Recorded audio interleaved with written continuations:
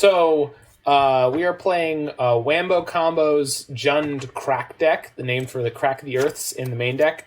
So this was in today's deck dump. It looks super neat. It looks like a spin on the Mardu Crack the Earth deck that we played just the other day. So Wambo Combo working on a bunch of these different brews with Crack the Earth and a bunch of other stuff. It's nice that you can plus the fairy and then -3 on your opponent's turn and not lose your guy. Correct. So this deck is playing Chevill. I want to call him Chevill. Bane of Monsters. He's got a banging mustache. This is black-green for a 1/3 death touch at the beginning of your upkeep. If your opponents control no permanents with bounty counters on them, put a bounty counter on target creature or planeswalker an opponent controls. And then whenever a permanent an opponent controls with a bounty counter on it dies, you gain 3 life and draw a card. So you want to be killing their stuff and blowing up their stuff, generally speaking. And we have the tools to do so, and Chevill sort of pays you off for doing so in a way that he's reasonable against some of the other aggressive decks because he's the 1/3 with Death Touch. We've got the classic Wambo Combo 1 Nihil Spellbomb. We've got the Arcum's Astrolabes, which obviously team up with Crack the Earth. Crack the Earth, of course, synergizes with Nihil Spellbomb, as we pointed out, that only leaves them at 1 loyalty. Correct, but if they only had the 1 creature. Like, you have to remember, these cards are being quote-unquote designed for Standard with very little consideration to other formats. So while there are situations in which your opponent can still kill him or remove him otherwise, that's okay because he's generally quite powerful. And if you play him after Wrathing, let's say, or on an uncontested board, it's not even a tempo play where they have to recast the creature. Yeah, exactly. So he seems a little sus. Definitely not as good as 3-drop Teferi, which is good, but he's nowhere near as good as 3-drop Teferi, which means he might not be all that playable. We'll see. Anyway, this deck looks like a reasonable time, so we're going to get into the league here and see how she goes. I'm a little pressed for time in terms of the the prelim starts in 2 hours, so we're going to try to get through this whole league before then. And obviously, I'm not going quite as in-depth on the deck tech there. Wambo Combo with 11 trophies this season, just quite the innovator and brewer. Good for him. Frequent of Lawson Zandy's channel as well as my own. If there's anyone on YouTube who doesn't know about Zanman1414, get your together and go check him out because he is a mad lad. Dude sure is a guy. I'm gonna quote you on that. Dude sure is a guy.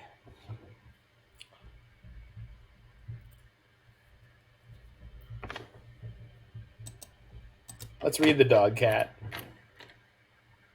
Whenever you cast a dog spell, create a 1/1 green cat creature token. Whenever you cast a cat spell, create a 1/1 white dog creature token. Green, white, red. Wrenn and Six inseparable deals damage to any target equal to the number of dogs you control. You gain life equal to the number of cats you control. I was really hoping the phrase cats and dogs would be on there somewhere, but I'll take it.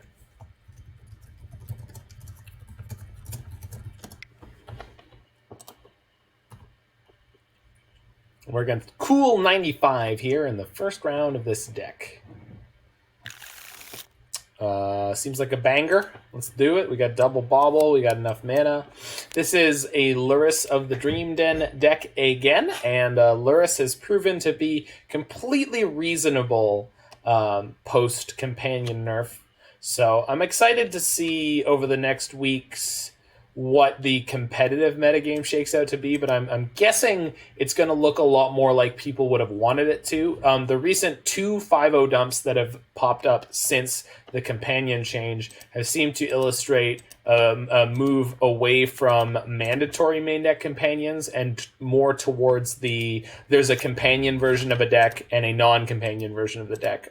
For example, Jund. Jund seems to exist now in both a companion Jund version and a non-companion Jund version, which is sort of exactly where you want it. And I think the 3-mana sorcery speed tax... Oh, we're against Tron. Woof.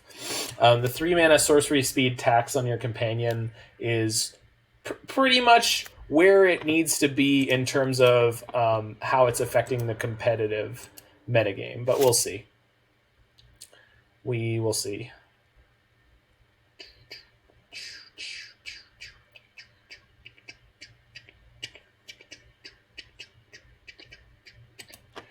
Excuse me, opponent. I would like my Ancestral Recall, please. I want to draw 3 cards. Thank you for the follow, BiopTC Ginga. That is a tricky name to say, so if there's something you'd prefer that I refer to you as, I would not object to knowing what that is. Do I want to crack the earth them this turn? I think they're likely to use their Chromatic Sphere on something green, which is going to leave them with only their 2 lands in play. And they're not expecting to get Stone Rained or anything like that, so goodness gracious. And remember, a shiny new donkey. Ginja Ninga. Oh, I know you. What do I know you from? Are you from you're not from that Simpsons Discord, are you? No, you're from the prison one. Sorry, the prison one. Sorry, I just joined 2 different Discords in the 1 week, which is more than I've ever joined in a single month, so... yeah, you're from the Pyro Prison Discord. Well, I'm going to be playing it in the prelim tonight. Annex Dude. Cool. Thank you so much for... you did some of that write-up, and you were asking me some questions about the deck. I've been so lucky. There was someone from your Discord, and I hate that I can't remember who it was. There was someone from your Discord who popped into my channel... the first time I ever played any red sort of prison deck, and they popped into my channel here and they were like, "Hey, are you on the Discord? Did you tell them that you're streaming this?" And I said, "No, of course. Like, I didn't even know there was a Pyro Prison Discord." And he linked me up and he hooked me up, and then, you know, I'm just here streaming, and I've been doing this for a little while, and it was such a wonderful blessing to be very quickly taken in to your community. I know the dude you're talking about. No, it wasn't Jiggy. It was someone else. There was someone else who popped in. Jiggy Wiggy is great. Awesome human being. Incredible. So no, I'm not talking about Jiggy. But no. There was a different person who hooked me up with you guys. Jiggy, I know from the Faithless Brewing and the Niv Mizzet Discords. Jiggy gets around. I did not check the cards in their hand. Do they have the full Tron? They don't. Good. They're not going to hit me with that Tronic. Got to hit me with the Tronic.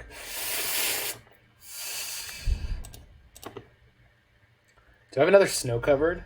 I don't. That's fine. Let's get a Overgrown Tomb, because I've got red, black then for Kroxa next turn, which is what I'm looking to get here against the Tron deck. I need to put a fast clock on them. He really do be, though. Jiggy is straight up gas. 100%. Jiggy's phenomenal. So if we're lucky here, they're only going to play... oh, they have the Sylvan Scrying still, right? I think. So I think they're going to play... what is it, Sanctum of Ugin? Yeah, followed by Sylvan Scrying. They don't have the Scrying. Oh, they already played the Scrying. Okay, I wasn't keeping enough track of what they have in their hand. They do have an Ugin. That's kind of what I need to know. Well, we're going to get this Kroxa into play and start smacking them. So hopefully that is... Ooh, Thoughtseize. So if I pick up... Where can I find the Jund Crack list? Right here, my friend. Bang. You can always type !deck in my chat. We stay nice and organized here, and everything goes on my Stream Decker. So if you're interested in all of the crazy decks that I play, you can hit decks here. For a Pyro Prison human being, like I believe you are, you want to check out my green-red lands deck that I played yesterday.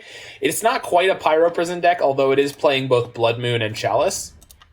It's playing Seismic Assault and Life from the Loam. This is my current pet project. And so one of the things I was talking about is, like, it was really funny to hear Fluffy Wolf, when he streamed my deck, being like, one of our community members was having a lot of success with this deck. And I was like, oh, I'm a community member? Like, oh, man. Okay, so they have 1, 2, 3. They're gonna have 4 mana next turn. If they hit their Tron, they're gonna have 8. So I can't take out Sundering Titan and Ugin, and both are gonna be fairly devastating. But Sundering Titan will be considerably more devastating. Ugin will exile my Wrenn and Six, and now my Kroxa that I'm about to play. But we'll take it. So we just got to get a little bit lucky here, and we're going to be in a reasonable winning position. I play Pox mostly. Should try out this Snowy Myths deck. See, this is why I'm always happy to hook up with new people, though. I have no idea. So they discard Kozilek. They're going to shuffle in their graveyard. I have no idea what that is, but I would love to hear about it, friend. Love to hear about it. Please hook me up with the info.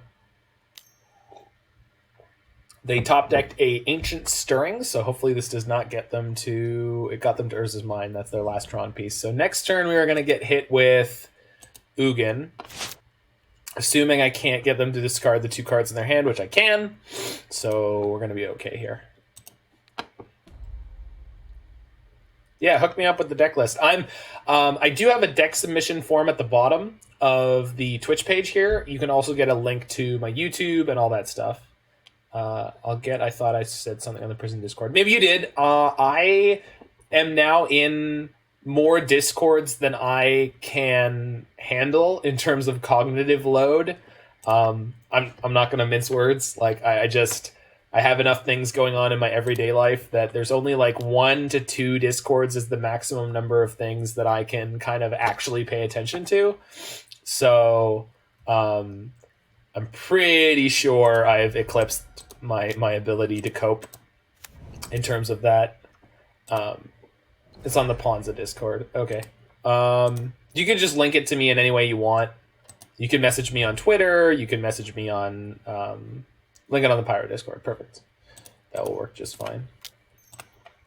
Okay, so let's play this Astrolabe, play the Verdant Catacombs, fetch a land. Probably put our Lurrus into our hand.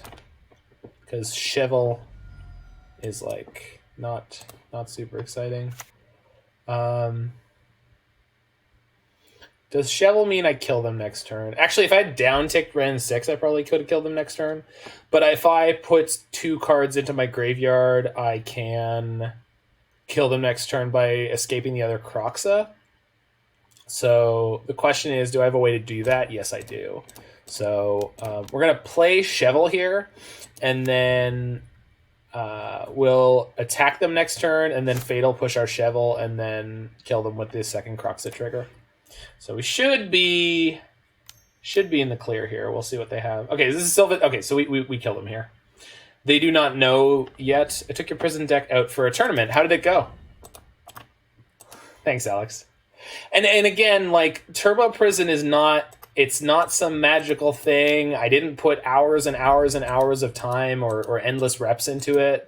I did play 3 or 4 leagues with it before the 5-0, but like it was just a miraculous happenstance. That I don't.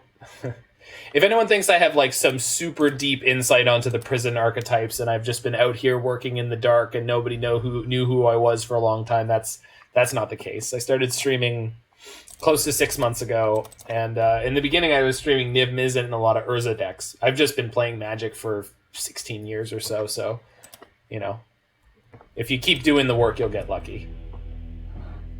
Anyway, game 1 win there against Tron. Feels good, man. Pillage is wavy gravy. No one knows who he is. You do. You nerd. You frickin' nerd. Alright, do I want Collective Brutality? Not really. Do I want Engineer Explosives? Not really. I think Cindervines is what I'm supposed to take here. Voof. Is that a response to playing Turbo Prison? No one knows who he is, but he is Batman, and he ate a bat. Is this for Tron? Yeah, we are against Tron here. I think I want Cindervines.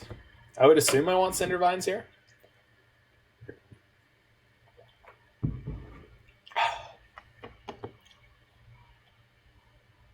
Not really. Okay, but out of my sideboard cards, like I don't want any of these fatal pushes, and Cindervines is slightly better. What would it do? It's going to deal a small amount of damage to them and could blow up an O-Stone. They printed Grim Tutor and Azusa, I am aware. Core 2021 is absolute fire. I want them to put in Lotus Breach. What? You want them to play Grim Tutor in the Lotus Breach deck? Or what do you... I don't... Lotus Breach is not a card, so you're missing some words there or something, my friend. All right. I'm happy to go with this. I haven't faced a Tron list with O-Stone in forever. They definitely play it, or at least I'm pretty sure they do.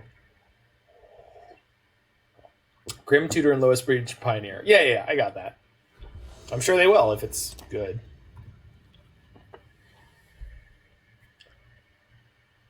Mostly Blast Zone. That's true. But it might change now that there's been a change to Companion. Because the whole metagame is going to shift around a good chunk now. So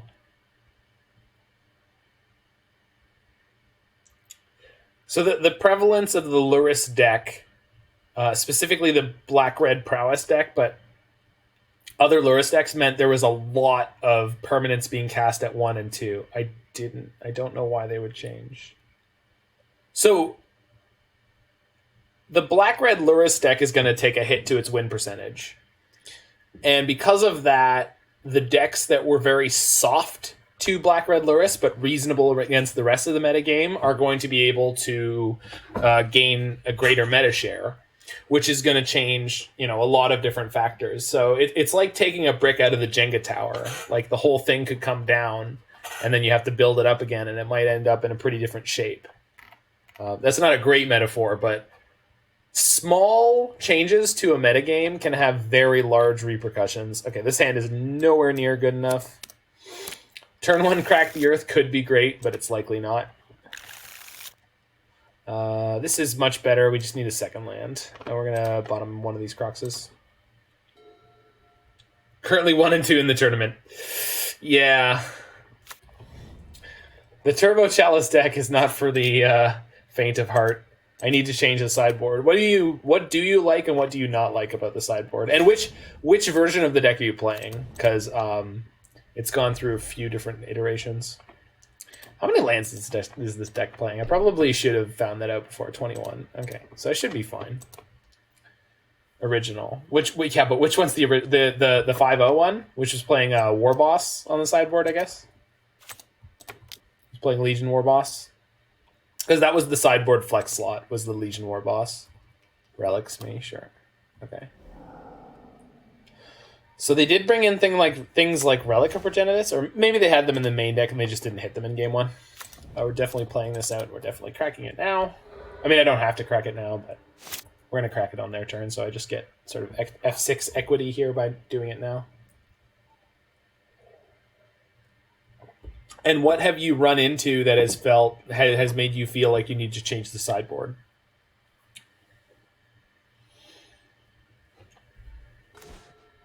There's the land we needed.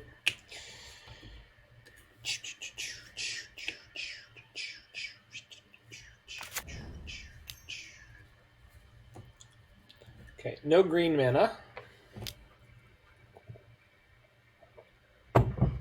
So if they want to Sylvan Scrying this turn, they should not be able to. If they want to Ancient Stirrings this turn, they will likely be able to. Because a Crack the Earth is going to be medium minus against their board, let's call it.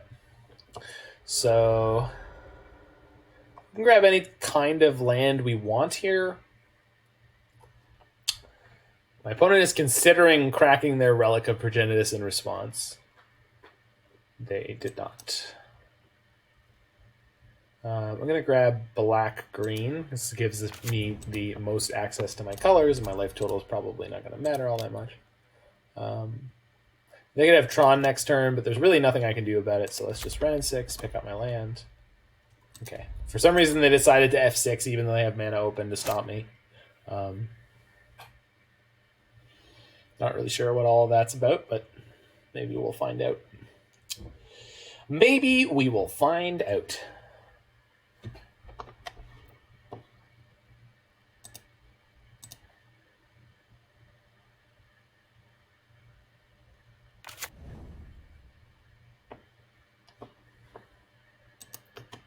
Well, they hit their Tron.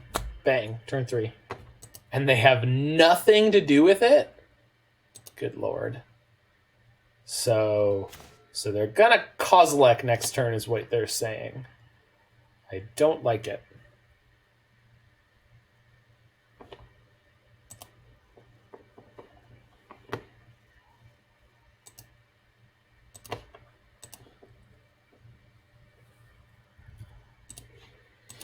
All right. So what do I want to do here?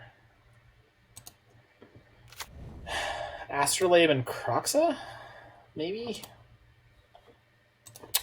Yeah. Let's see if we can draw a discard spell. Although they could have Veil of Summer up.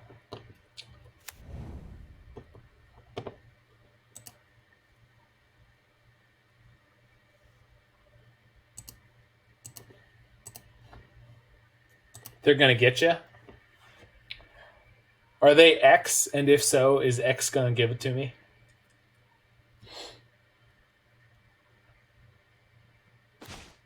Womp womp.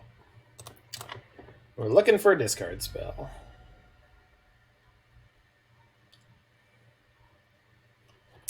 We can get to Wrenn and Six Crack the Earth in this deck. That's wild. That's worthy of note, I suppose. Pew pew. Pew pew indeed, my friend. Pew pew indeed. Hey you, discard a card. Hello everyone, I'm Mo Sizlak, or as the ladies like to call me, hey you there in the bushes.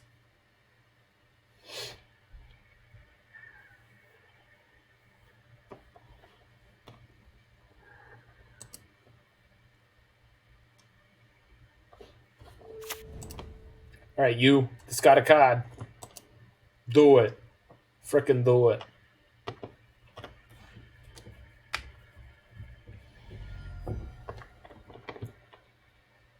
They discarded an Urza's Tower. Do they have another Urza's Tower? Is that what I'm supposed to infer here?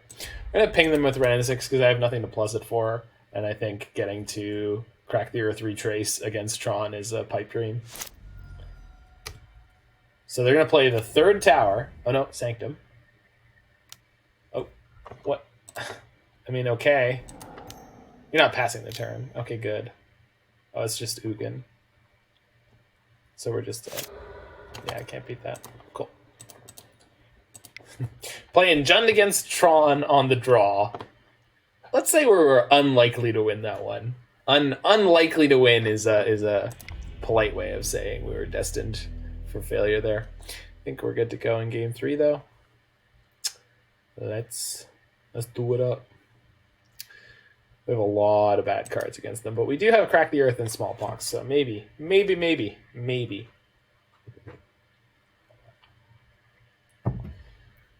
Want to do a collab at some point. With who?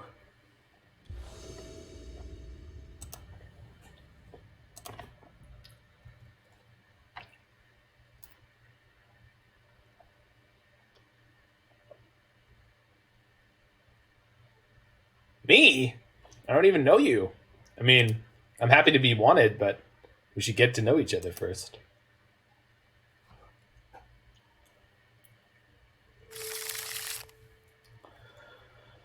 Yikes. All right, so if we get to a second land, it's in, oh, like a deck list. Yeah, yo, I'm in. All right, so we just need to hit a second land. We got a couple shots at it here. If we miss, we're really in trouble. But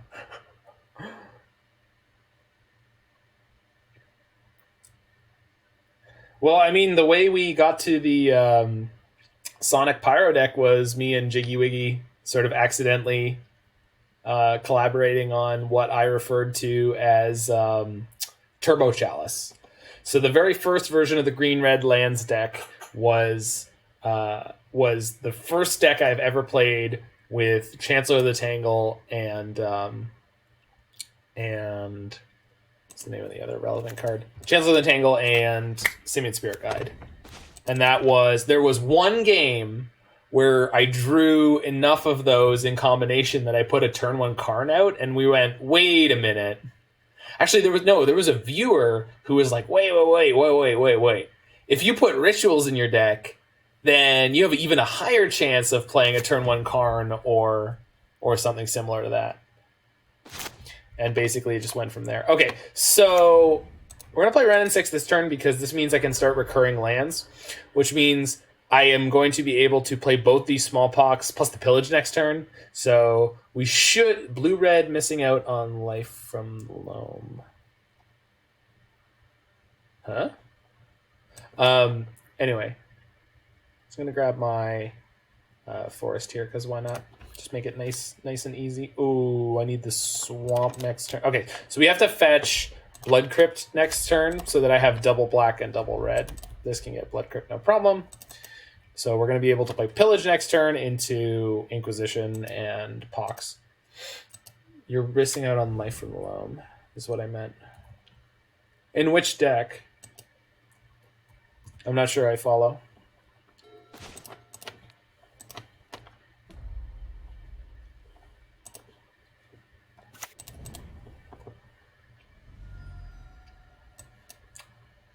In this deck? Bye, friend. Okay, this should be all she wrote for this game. Yeah. Sorry, friendo. I don't think there's any escape for you.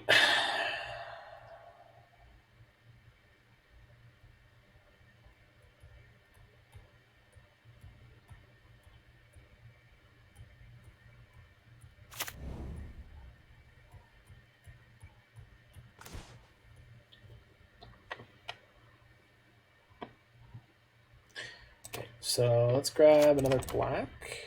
Feels Kroxa. In this deck?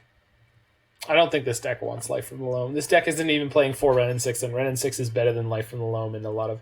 Chevill is not that good. Well, this is not my deck list, right? I'm playing this as it was 5-0'd by Wambo Combo. But...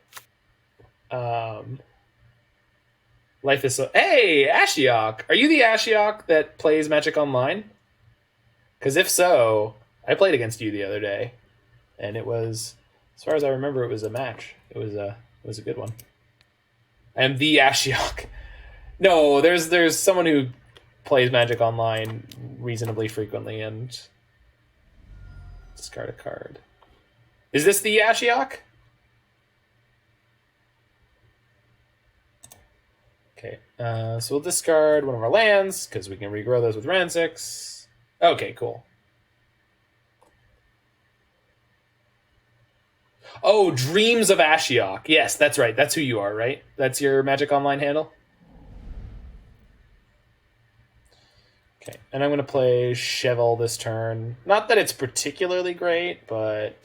Wait, it's only creatures or planeswalkers? Actually, it's terrible here, huh? Maybe let's just Inquisition them. See what they're working with here. Okay. Oh, well. Ha! They were going to be able to Sylvan Scrying next turn until I took it there. Okay, Jegantha is not in their hand. We're going to get to Wrenn and Six Pillage this game, which is going to be 6, so... Strap yourselves in for that, friends. I would play Bloodghast. Well, we can definitely work on a deck that does that. I was thinking of a red-black prison deck. Okay, so they played that. So they've got 2 towers in their hand now? Yeah, they do. Bloodghast isn't great here. It's just a different style. I mean, so I think Bloodghast could be good in a deck like this. So we just need to sort of work on the finer details of exactly what we're working with. I should have just put that swamp in my hand and played that. So we're going to Pox and Crack the Earth this turn and put them on 0 lands, and then Wrenn and Six is going to be able to go up to 8 and then down to 1. Lean into Smallpox more.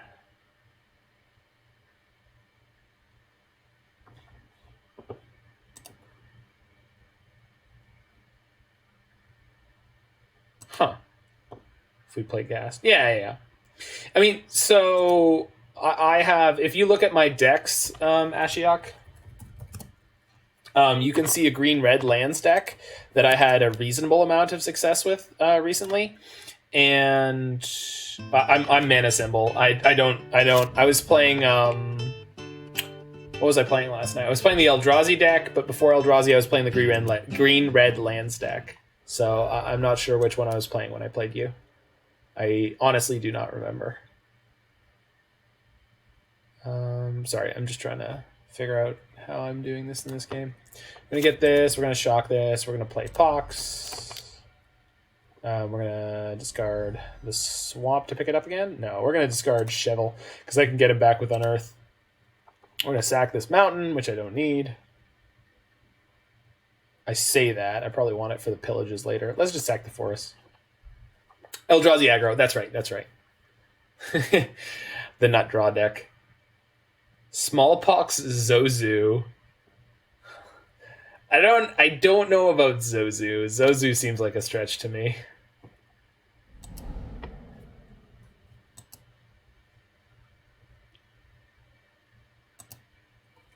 Okay, so we've got our Tron opponent on 0 lands, and they concede. Seems reasonable. Zozu is a warrior, FYI. That is good to know. Yeah, you can try it out. So I'm interested in seeing how I can spin these different Chalice / Blood Moon decks, because after playing Sun and Moon, we're playing Dog Tribal. I would love to play Dog Tribal when it comes out, but I have had a reasonable, like when I played Sun and Moon earlier this week, which is the white-red prison deck with Blood Moon and Chalice. Just Blood Moon and Chalice with only Simian Spirit Guide in the deck were so good that I was like, you could probably play red plus any color. Jackal and Hound is probably getting errated to Dog. Hound is absolutely getting errated to Dog because that is the specific creature type that Dog is replacing. I assume Jackal is not, because Jackals are actually more similar to like foxes. So like Wolf is not getting errated to Dog, right? And Jackal is very much the same thing.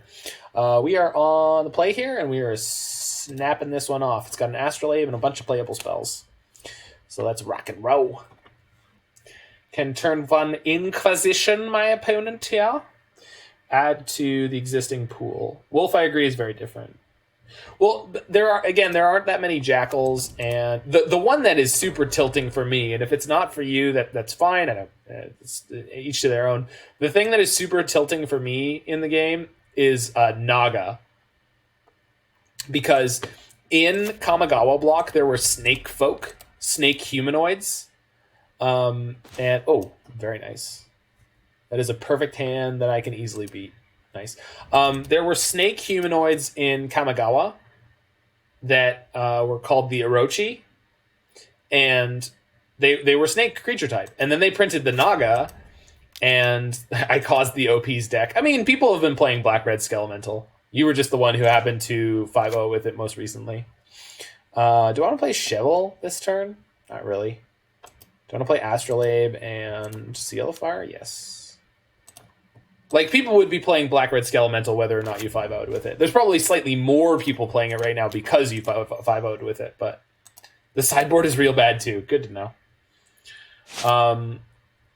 Where was I? So yeah. Then they printed Naga, and then they give Naga their own creature type because WotC was like, yo, Naga has enough resonance that it should be its own creature type. Naga and snake people are different. You're wrong, and you're wrong. You're just wrong.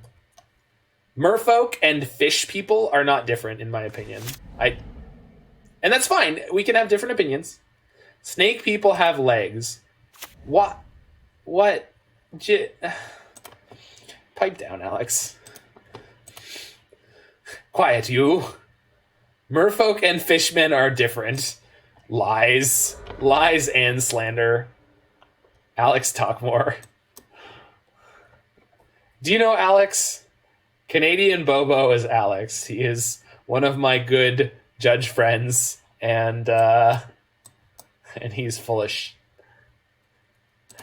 I think we're putting Lurrus into our hand this turn, because I took their Inquisition, so as long as they don't top deck it, we're in really good shape. And if we draw another land, we're going to be in crazy good shape. And then if they Inquisition me, I get a 1-mana Lurrus, which hopefully they won't do, but they have a Skelemental in hand. Supreme Leader to you. No. Oh, they could Kolaghan's Command here. They're going to save the Kolaghan's Command for my Lurrus, but I'm just not going to play the Lurrus. And then we're going to draw this Wrenn and Six, which is like the best possible draw in our deck, because now we get to pick up a land, play the land, crack the land, and play Chevill. So that's kind of nuts. Wambo Combo. I should have grabbed the Foothills because I can grab a Forest. So now there's no basics I can grab with Bloodstained Mire, so I'm going to have to shock. I'm 6'4", but only 140 pounds. Good Lord. You're the stereotypical, like, super skinny nerd. I'm 5'11", and I'm, like, 180, 182 now. Me thick. Please break me. I mean, it's nice that you're being asked to be broken, but if you guys want to do any breaking, please do it elsewhere.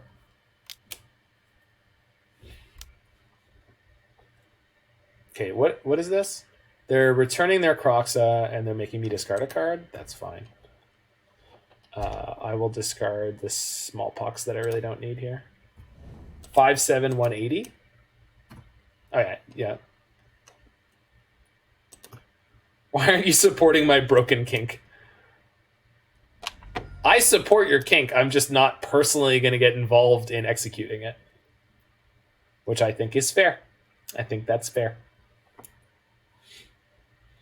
Moving on. Break him, Canada man. Canada man, the world's most polite superhero.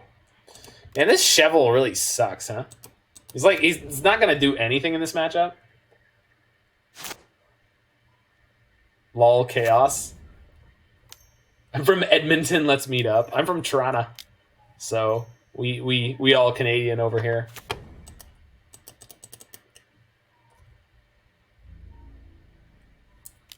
Oh, slighting Toronto. I love it.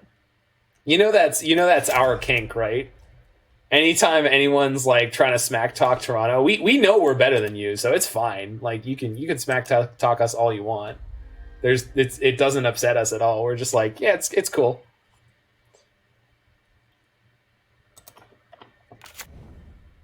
Toronto is the home of CBC, all right? Like, how do you beat that? The Canadian Broadcasting Corporation? I mean, come on. Can't stop, won't stop. All right, so here's my Lurrus. What the hell is this? Exiles my seal. You jerk. All right, fair enough. You got him. You got my Seal of Fire. I cannot do anything about that. So if I float... Jeez, this is a lot of damage. If I float a snow mana here, I can crack and then replay my Astrolabe. So I'm going to do that. And we're hitting one of their lands here. Yeah.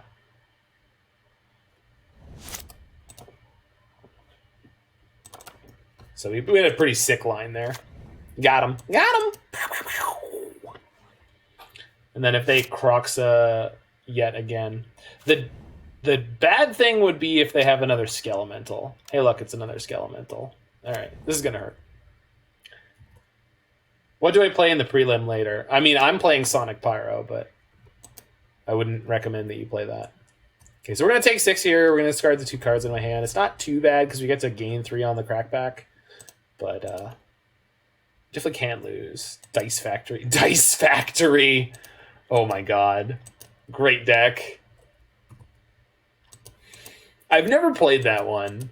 I kind of wanted to play the Pioneer version at some point with all the Metalwork Colossi, but I'm not sure about playing actual Dice Factory. The actual Dice Factory deck is really neat. You get to play, like, what is it, Astral Cornucopia and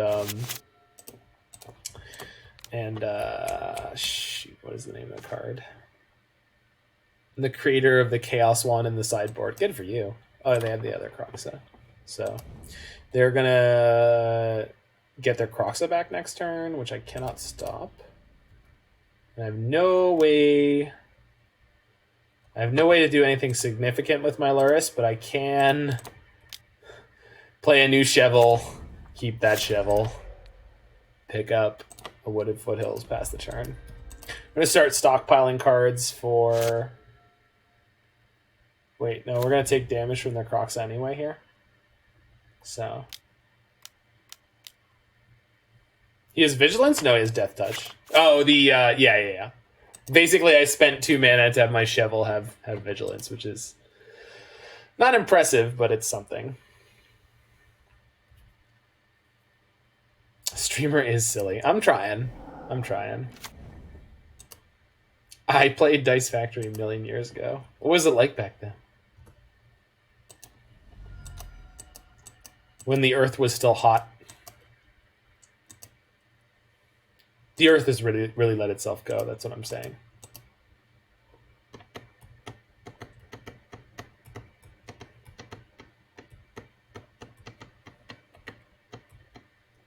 Of course, Toronto hipsters. Yeah, it's a thing that we have. So Chevill's going to put a bounty counter on our opponent's Kroxa, which means that if I block it with Chevill, it will die, and then I'll get to gain 3 life. So we do get to live through their next turn here. Might as well attack and then just replay it again. They're going to be able to attack with the Kroxa, put me to 1. And then if they rebuy their Kroxa, I'll have already gained 3. So as long as they can't do more damage to me, we're going to be okay here. But there's a good chance we're just dead. If they have a Skelemental, we're in trouble. Real worlds have a curve. I mean, a flat world has a curve. I don't know what they're up to. They're probably about to castle Lochthwain before they... What? Oh, I don't like this. Ooh, yikes. Okay. They get some shots at lethal. Seal of Fire will kill me dead.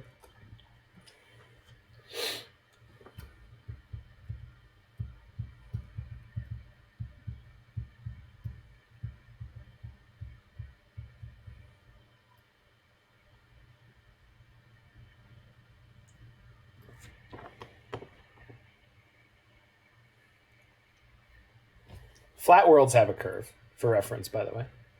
Swing with Kroxa. You son of a doodle. All right. I'll take it. Okay, that's a pretty great draw.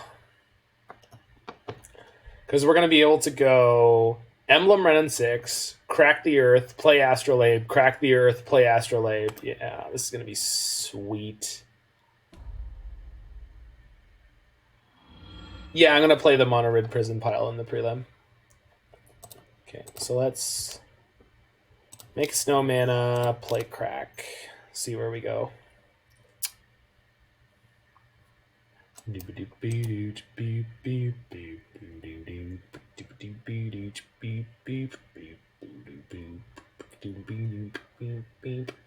you playing in the no ban list tournament tomorrow? No, that's Aspiring Spikes one, right? I'm not subscribed to his thing, so. But if I was going to, I would probably play a Chrome Mox Turbo Prison deck. Just because that's the kick that I'm on right now, is playing these Turbo Prison decks, so like it would be sort of, I don't know, on brand. I'm on post, yeah. But that's the thing, is like turn 1 Blood Moon can eat you, right? Like what are you gonna do against a turn 1 Blood Moon? I'm not saying it's a good idea. I'm just saying, like, it's an idea that's going to win a lot of games. Cry. Yeah, exactly. That's the reason that is a strategy that I would be excited to do. Okay, so Chevill just going to carry me now. And we just drew a Bauble, which means I'm going to get to draw 2 cards before the next turn. So this should be over. I can cast this Fatal Push right now. So let's do that. So I get to attack, and then I get to gain some more life. And then this is really quite spectacularly over. Smack. I am going to keep this land in hand. I can play the Bauble first. Can't I? No, I already did that. Okay, so we're about to draw 2 cards. They have 2 cards in hand. I could play Inquisition of Kozilek, but I think we're good to just pass the turn here. I'm at 10. It's very unlikely that I'm going to die. It's possible, but it's unlikely.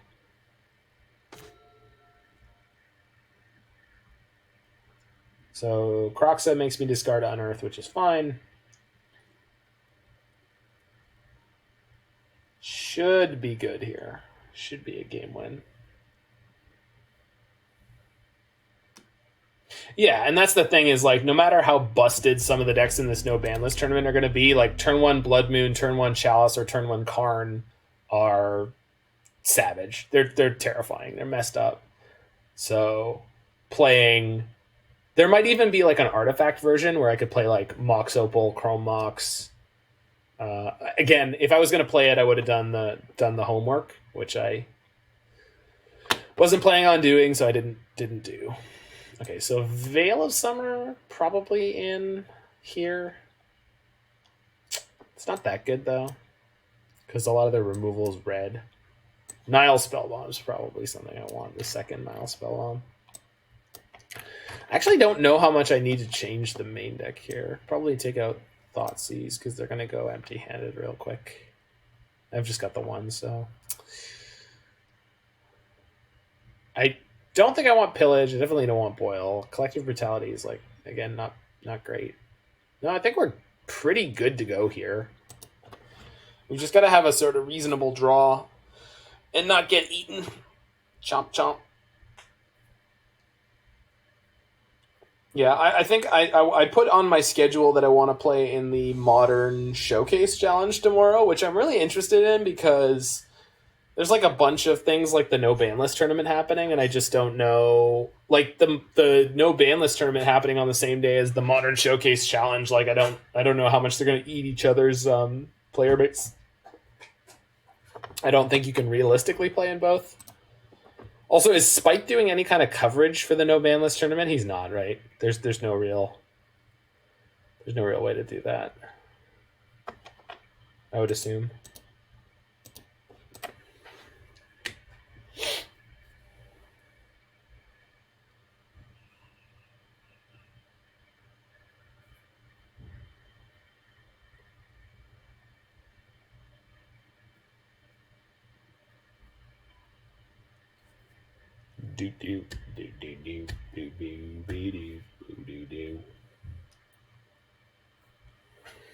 All right, you Tigerilla.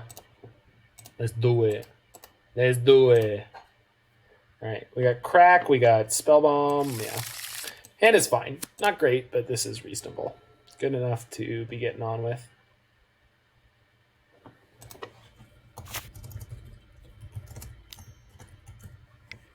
Thoughtseize. So this is the reason you want to keep most of your sevens, because whatever you keep, it's not going to go according to plan.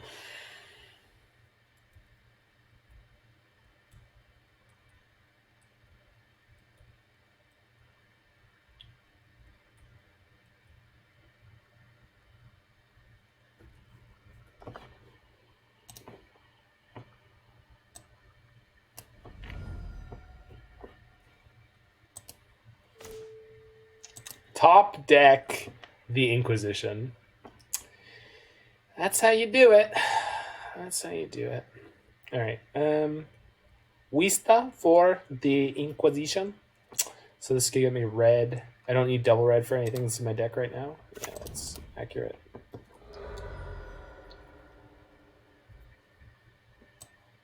Bauble Crack? Yeah, we'll do that before we...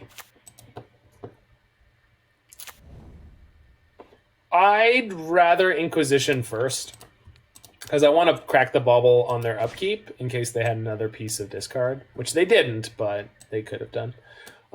Taking their Kroxa, they'll spend the 2 mana next turn and hit my Unearth, which I don't care about, so that's fine. I'd rather take something more powerful like their Pyromancer or the Kolaghan's Command. Taking the Pyromancer is not great because then they just Kolaghan's Command it, so we're going to take the Kolaghan's Command. And we know they have a Fatal Push, but we don't need to care about it for now.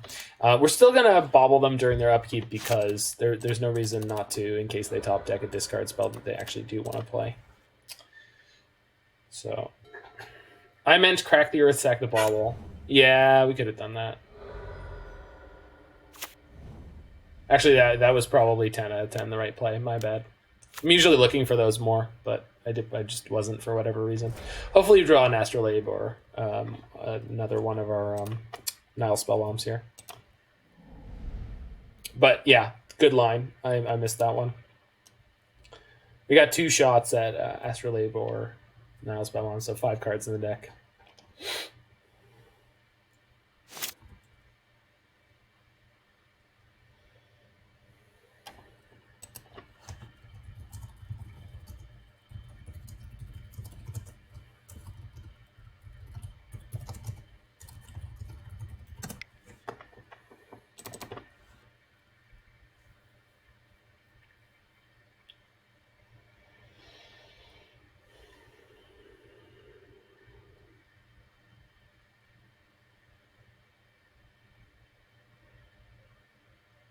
Opponent is having some internet issues and mentioning them. Oh. I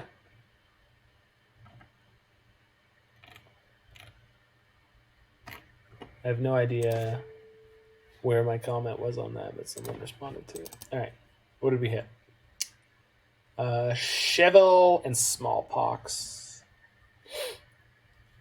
All right. So their hand has these things in it. So Pox is better for us than it is for them because we can basically assume they have no lands. So we're going to go ahead and Pox here. Kind of sucks, but... Now the question is, what am I discarding? I think I'm discarding Chevill because I can always crack next turn and put them completely off of everything. And just assume that our Wrenn and Six deck is going to recover better than they are. We're Junding them out here. Jund versus Black-Red, we're going to Jund them out. Inquisition? No. I guess I don't get to crack now. Nice. I hope they draw more discard. We get to put Lurrus in our hand next turn? I will take it. I will take it.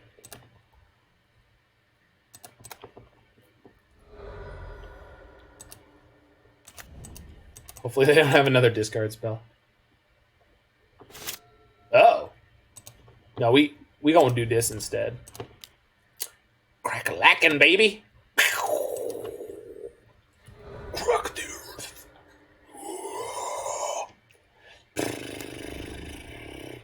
Alright, so this means that their Fatal Push is live against my Lurrus, which is crappy.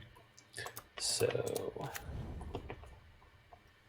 they still have most of these cards in their hand? Yeah, they still have the push. I know they have push in their hand plus a Skelemental. Top of their deck was Unearth? Oh, no. Oh, that's so good. Oh, God, why is that so good? Ping me for the Mardu Snowpox list. I played a Mardu Snowpox list. Yep.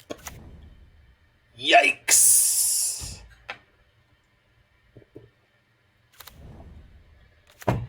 Oh god, and they hit a land. Oh boy. Yeah, big oof. O-U-P-H-E. Oof. Alright, well, we're in trouble.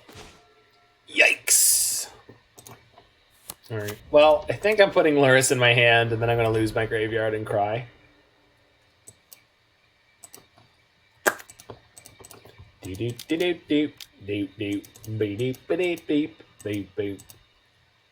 Seriously, baby. Can prescribe anything I want.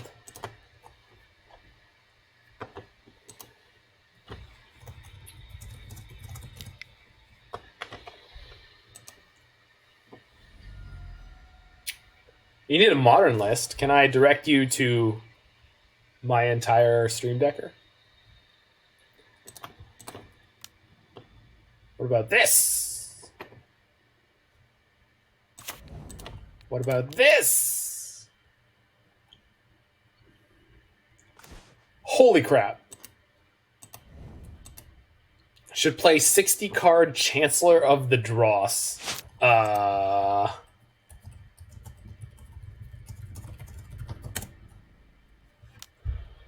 6/6 lifelink? Nope. Sorry. Okay. Flying lifelink 6/6 for 4 BBB, and you drain for 3 and gain life equal to the life lost that way. I don't know about that one, friend. Not sure. Yeah. Maybe it's a turn 1 win. The you talking about? That's a turn 1 win right there, mother. All right. Well, lost my graveyard. However, here's my lifelink kitty and my seal of fire. No! Good lord, they had it all.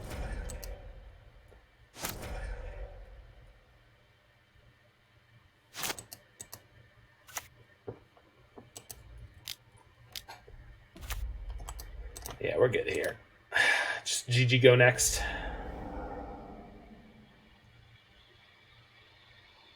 Snowy myths. All right, let's take a look at this. Hold on. Is my sideboarding good? I think it is. Yeah, we're good. Could bring in Pillage on the play. I kind of want to, because they're like a very low resource deck. These Chevills are not great in this matchup. I know it was okay in game 1, but let's boot Chevill and one of the Nihil Spell. No, I definitely want both the Nihil Spellbombs. That would be incredibly wrong. Let's just take the Inquisition. Okay. Okay. I didn't know you were still here, Larynx Punchworthy. All right, Bloodghast, Kroxa, Liliana of the Veil, Crack the Earth, Inquisition, Lightning Bolt, Smallpox, Death Cloud. Death Cloud is some very... You're always here. Ginga. Do you know who Spot Red is? Spot Red.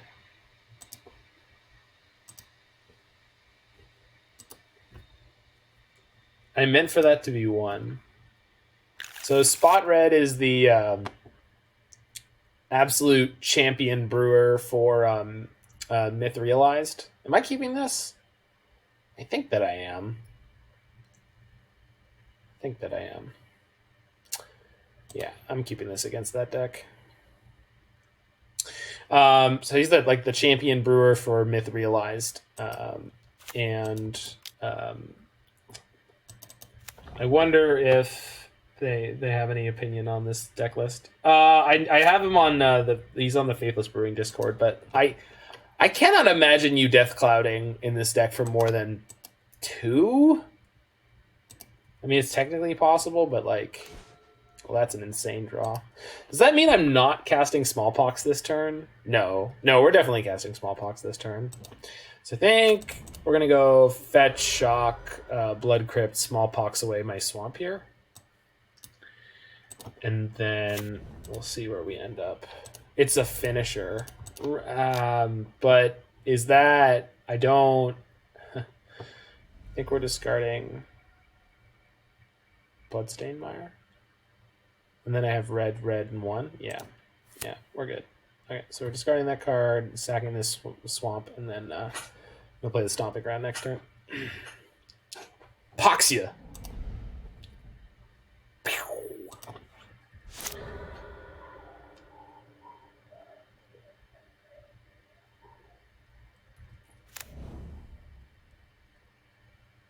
Whoa, Marsh Flats? I just killed one of those. I don't get it. I don't understand. It's in your hand, nerd. Ransack the lab. Cling to dust, ransack the lab, season pyro. So I think I'm taking the ransack. And then we're gonna... They have so many lands in this hand. Holy crap. Good lord. I think I'm taking ransack because that means they're largely going to play nothing next turn. But the problem is, if I let them play nothing next turn... Oh, I have the Nihil Spellbomb, so let's grab the Pyromancer. Because casting Ransack is not... Yeah. No. Ransack is fine. I mean, I know it's good card selection, but here's the thing. If I don't take their Ransack, they're just going to put their second fetch land into play and insulate themselves from my Pillage. I want them to put their lands into play so that I can Pillage them this turn. And if I don't do that, there's a good chance that they just won't do anything. So they're going to get to Ransack here, but I've got Nihil Spellbomb to wreck their graveyard, and I've got... Good Lord, that was an insane top deck. Sorry. Apologies, but that was so gross. I mean, at least they don't have it now, so I can put this into my hand, but jeez. Whew. Yeah, Ashiok popping out. That Ashiok savagery. We will have Nihil Spellbomb plus Lurrus coming up. Yeah, so that is pretty good.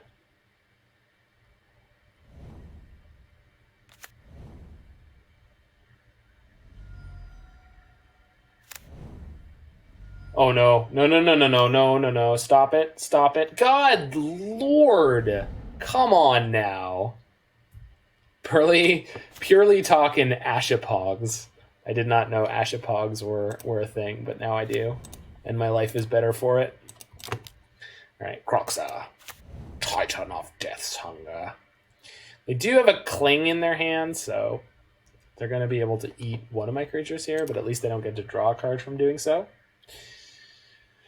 And they have to do it next turn, so discards Prismatic Vista, sure.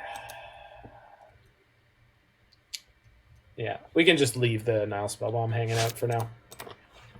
Because they have Seasoned Pyromancer, but they don't have 5 mana, and then anything else they could play has to target.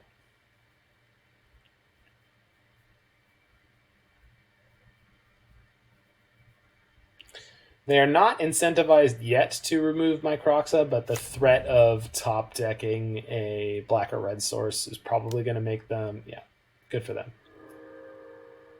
So, ideal draw for us is Unearth. Is Unearth that good? Yeah, Unearth is pretty good. I think I want to shock this and then Spellbomb them. Pretty happy to hit the amount of graveyard they have here. Astrolabe's a good draw. Take my turn. Yikes. Alright. Better draw? Better draw? Not a better draw. Fatal Push plus Wooded Foothills is not bad. Hopefully they attack with Lava Claw Reaches. For no particularly good reason. Yikes. Alright.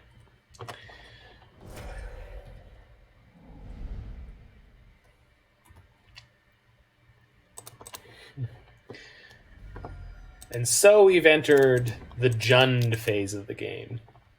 Both just sitting here top decking nonsense till we out top deck each other's nonsense. What are you top decking? What is it? Tell me. Castle Embereth. That's fine. Wait, I have no cards in hand. Uh-oh. Oh, no. No. Oh. Wow, that's even worse than the Lava Claw Reaches attacking me. Wow, I thought it was bad, but... Oh, it was so much worse. 2 draws. Come on. That's not good enough. Okay. We have time.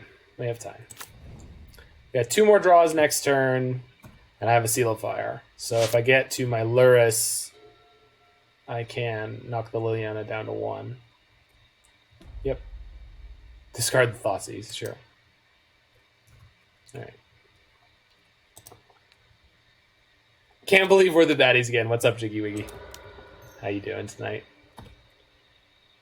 Pillage. That is not great here. Come on. Off the top, baby. Yeah, that's pretty good. It's pretty good. All right, so Pillage. Bang, bang.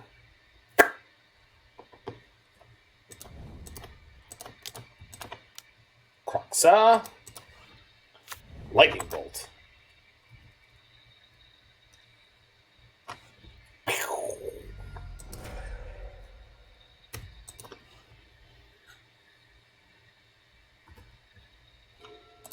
Come on, Skelemental. Come on, one time Skelemental off the top. Land! Fine.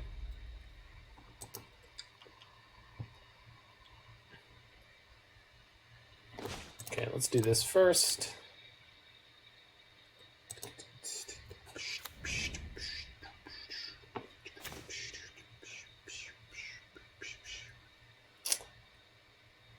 Okay, so am I gonna knock down their Liliana with my Seal of Fire, or am I supposed to? I've got 2 pillages, so let's exile 1. I don't want to do Inquisitions, and let's leave. Okay, cool. Am I supposed to donk this Liliana so they don't split me? Probably. Yeah. Okay. They could just Edict me. But then we play the Kroxa again. Like, we have a lot of resources here, so I think we're better off than they are. But that can quickly change. Not with that draw. Yikes. Yeah. Makes sense. Alright. Do I have another fetch land in my deck? I don't think so. Snow-covered mountain should still be in my deck. Yeah, okay. I think that's the last fetchable land, though. Okay. Sick draw. It's not great. If I want to play this, I should play it before I Kroxa, but we're not doing that.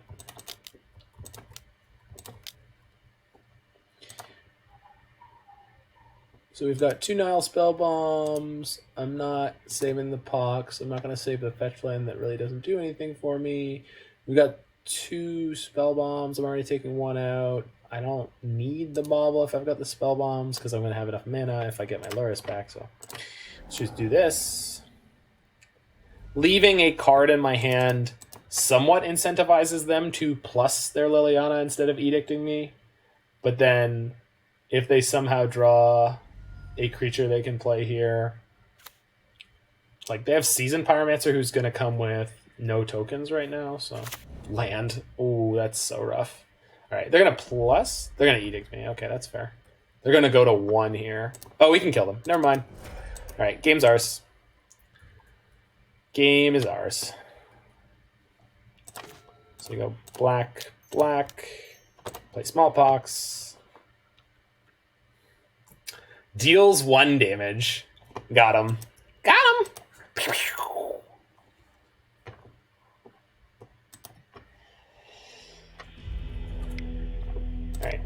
Back in 2 seconds, we'll get into match 3 here. I don't know if we'll be able to complete this whole league before the prelim, but we'll try.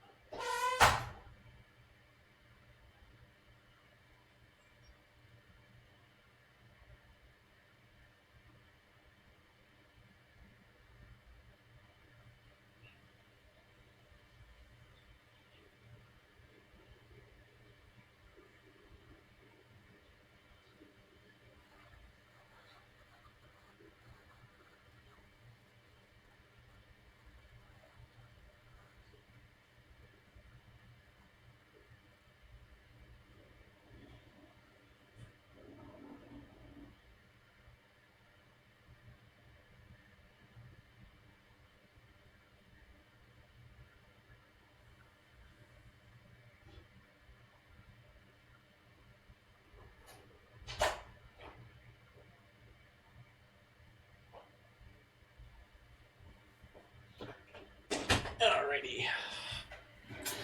Yeah, rock and roll, you know. On the 2-0, you know, we're getting in there. Also, since we're going to be playing Turbo Chalice in the prelim, though, or like Ultra Mega Turbo Prism, Sonic Pyro, we're going to have time in between matches, so we'll be able to finish this league at that point. It probably won't be on the YouTube, so anyone who's watching this on YouTube in the future, there is probably going to be one missing match from this league that will be accessible on my Twitch if you go to the Twitch and you look for the VOD for this day, which is the 5th, June 5th. June 5th.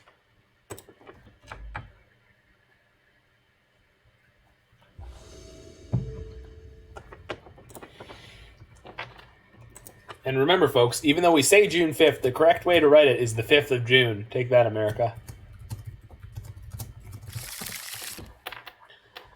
If you're reading this in the future, why didn't you stop the disaster? That's the real question. This hand is a banger. I think this is the best one we've drawn so far, so locking that up.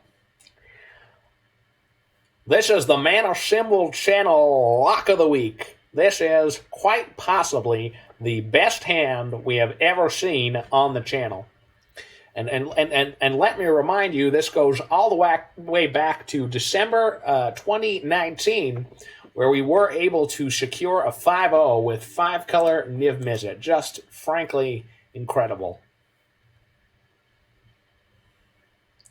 So I'm pretty sure turn 1 is going to be Shock Thoughtseize here, because our opponent is mulligan to 5, so I want to see if I can snipe their turn 1 play, if they have one. If I had to guess in the dark, I'm guessing that they're playing Gigantha less Tron. I miss people. I miss people too. I was listening to the newest episode of the Dive Down today, which previous to today I was really not a fan of, but they had Cave Dan on from the Faithless Brewing podcast, and they hit a good tone with it. Oh, it's ad nauseum? Oh, you're so dead. I mean, obviously they're going to be in a position where they're going to be able... People are overrated. Miss my wifey. Yeah, see, there's good people in this world for us to miss.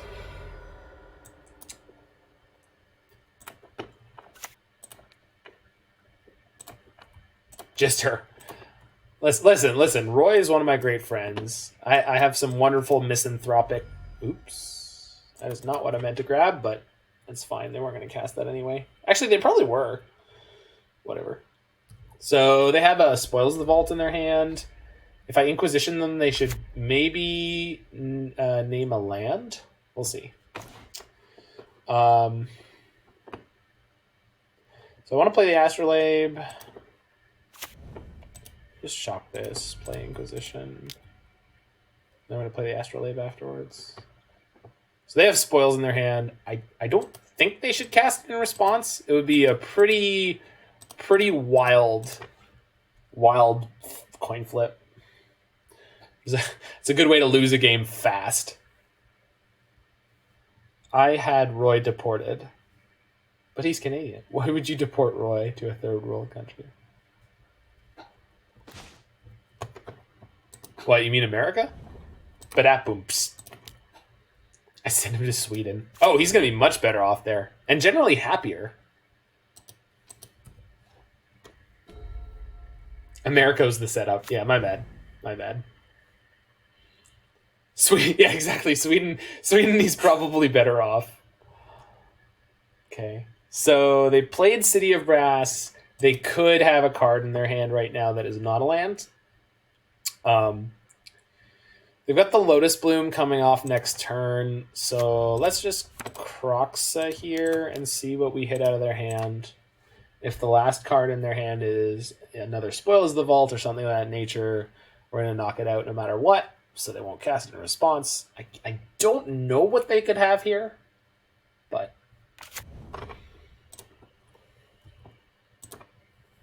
Simian Spirit Guide, that's fair enough. Shoot, I actually kind of screwed this turn up because I don't think I'm going to crack the Earth here. No, I guess I probably am. There's really not any better time to play it. But we're not going to be able to escape Kroxa next turn with the sort of board state as is. But that's fine. Crack, baby!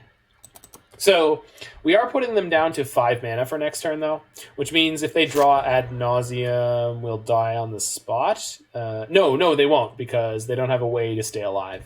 So they need ad nauseum plus either Phyrexian Life or Angel's Grace, which they don't have. So Temple of Deceit definitely doesn't do it. So we've got them on 0 resources here. We just need to pick up a win condition. We can play, or we can grab our Lurrus from our sideboard this turn. I think that's exactly what we're going to do. So we're going to play this Barren Moor and grab our Lurrus. Next turn we play Lurrus and Arcum's Astrolabe. And hopefully from there we'll win at a reasonable pace. We can keep nailing their hand, so they're never going to have 2 cards in hand from here on out. Their deck doesn't really play anything that can gain them cards except for Ad Nauseam. So we're going to put them in a spot where they have to play a value Ad Nauseam, and that's a risky proposition against a deck that can put damage out on you. So we'll see how all that goes. I want to grab red here. I might just play the Kroxa this turn instead of the Lurrus and the Astrolabe and wait for the Kroxa next turn. Actually, 10 out of 10 we're doing that because it's just better.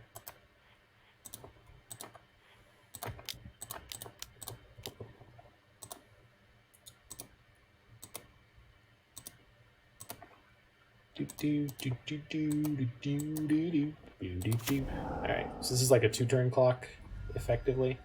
It's not quite a 2-turn clock, but it's very close.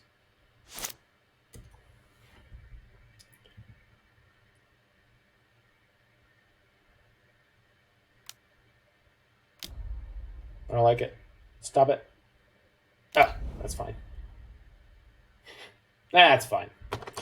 Okay, so Lurrus. I need a snow on tap. Perfect. So Lurrus. Fetch my forest. Is it still in the deck? Should be. Yep. Play Labe. Looking for Seal of Fire here. That's not it. Spellbomb.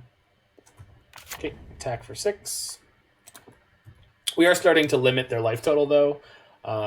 They definitely can't take this. And then if they top deck the Ad Nauseam now, you can't take this opponent. Wow. Okay. Good luck, Godspeed. I.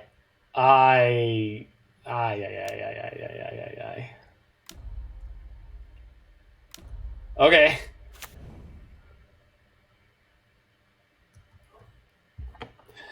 Do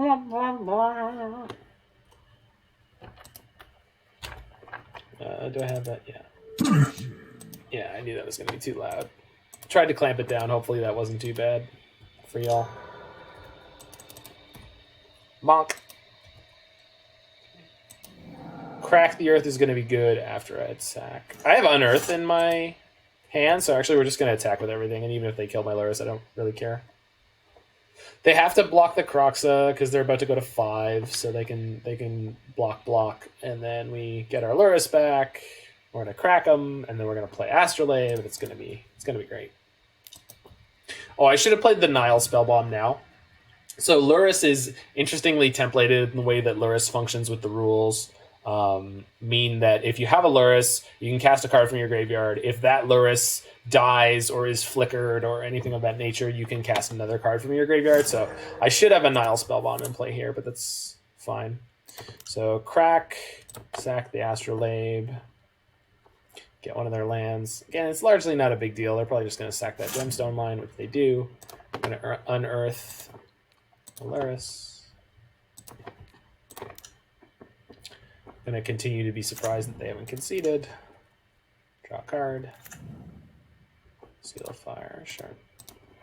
Put him in the 3. Might as well. Alright, you're up. What do you got, nerd? What do you got?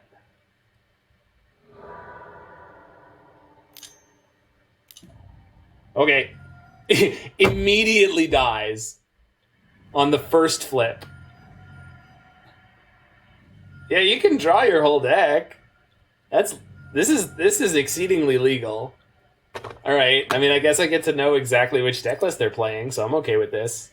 Anyone enjoy my salty opponent just revealing their deck list to me for no reason? I do. I am a huge fan of this. I don't actually know that they're salty. I just assume that they are because they're making an incredibly illogical play that is burning their clock and giving me information that I'm not privy to.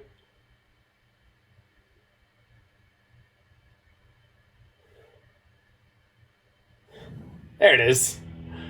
All right. Anything interesting in here?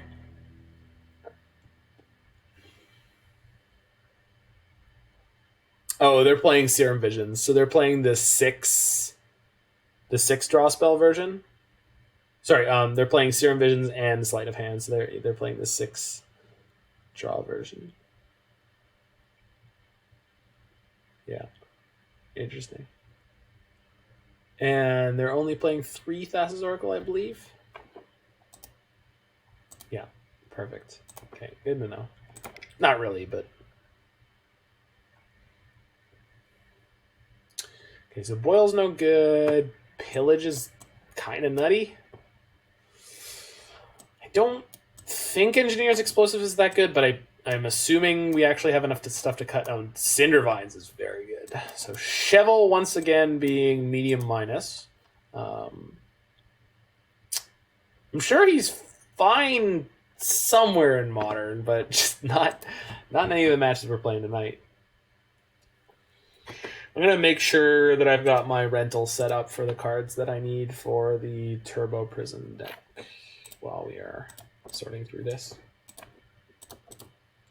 Beep, beep, beep, beep, beep, beep, beep, beep, beep, beep, beep, beep, beep, beep, beep.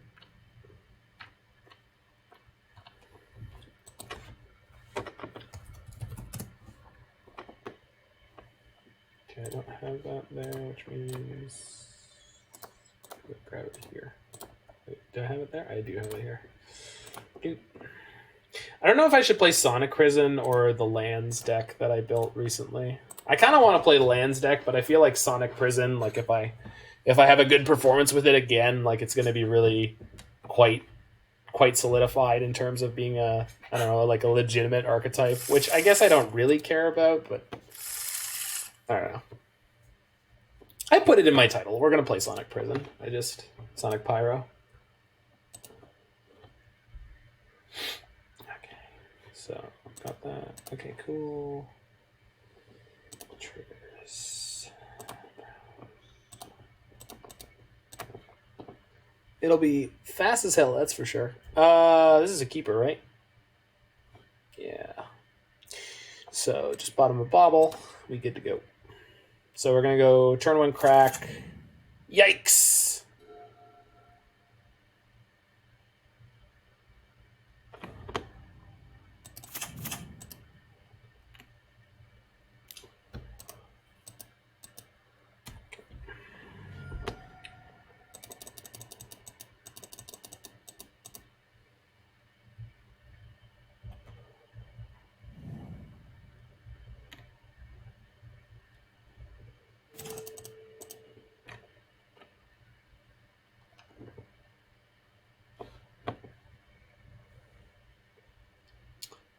Yeah, I think I want to crack on turn 1. It's not going to be particularly beneficial, but the Bauble's not that good. And putting them in this sort of awkward choice of Leyline or Land is interesting because, yeah, see, my hand doesn't actually care about that Leyline at all, which is kind of great. So, and limiting their mana, if anyone's ever curious about one surefire way to really mess up your ad nauseum player, it's going after their mana. They tend to fold pretty hard to mana denial. So this is going to grab Overgrown Tomb, which lets me Kroxa this turn, and then we need another red source next turn for the Pillage, but we should be in really good shape here. Clonk. Doesn't target, nerd. Doesn't target at all. See my Kroxa? He doesn't target. He doesn't discriminate either. Not that anyone was asking. Boop. Got their Gemstone Mine, sure. They're discarding lands? They're discarding lands against me? Oh, I love it. I love it. I wonder if they have Unlife and... what is it? Oh, it's Pandemic Prism. Yeah, that's cool. Am I going to pillage the Prism or one of their lands? Or am I just going to double Kroxa them? I'm going to double Kroxa them this turn is what I'm going to do.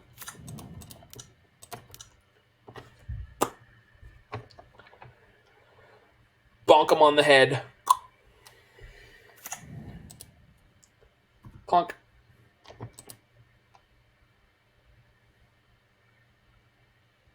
Everything's coming up Millhouse.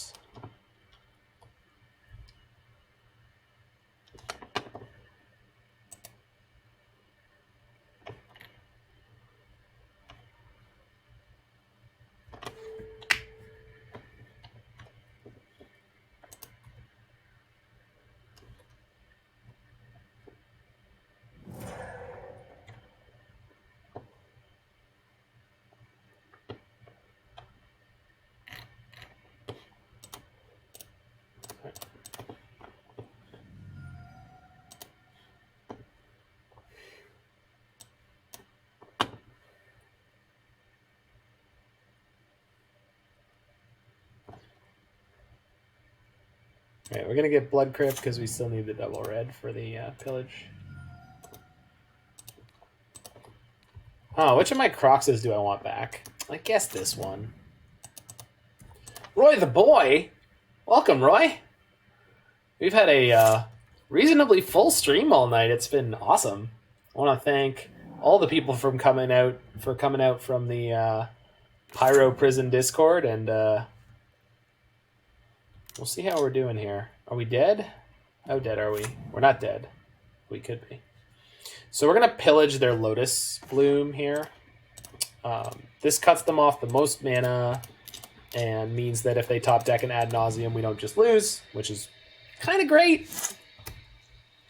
We're looking to pick up a land here, preferably a black or red one, so that we can get our Kroxa back. Ding, ding, ding. So black, black, red, red. Kroxa's coming and you're dead. Just want to leave a land here, I think. No. We'll leave, yeah, we get to leave a land and a Bauble. Perfect, because we've got Lurrus coming too. We're about to be 3-0, Roy. It's been an insane week for this channel. It's like every league is a 4-1, pretty much.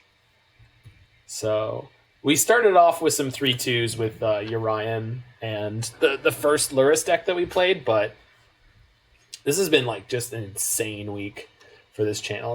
It's been great. On top of picking up all the extra sort of clout with Sonic Pyro and all of that, so.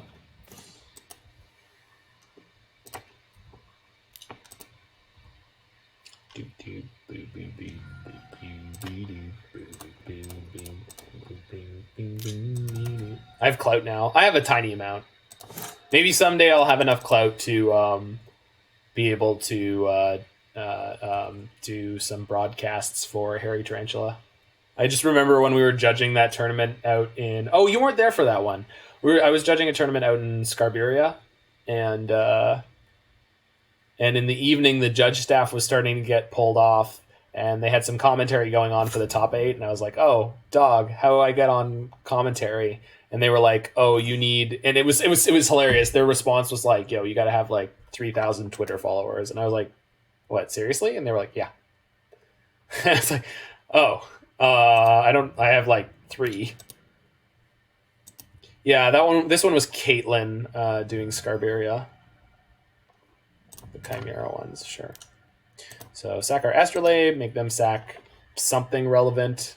They should just sack the Leyline, I believe. But they decided to sack a land instead. I'm not really sure. None of us wanted to go that far. That's fair. We can only Mishra's Bauble ourselves here because our opponent has Leyline, but that's fine. We can put them to 9 poison counters next turn. Or we could just win. That's also fine. We could also just win. I don't have quite enough mana, but I should hit enough here. Serum Visions means we're pretty locked to... This has got to be Spirit Guide. No, Pentad Prism. Perfect. Oh, even if I don't pick up the extra land, we're just going to nuke their Pentad Prisms with the Engineering Spells. Oh, Cindervines. Perfect.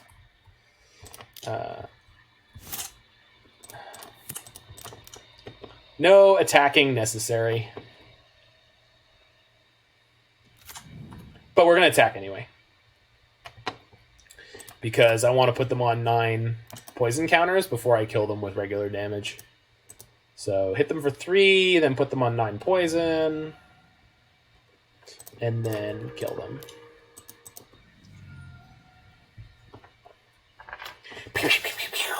3-0, baby. Alright, we're going to start up this next match. I'm going to tell mana traders I want the cards from them for Sonic Pyro, so we can get registered for that as well.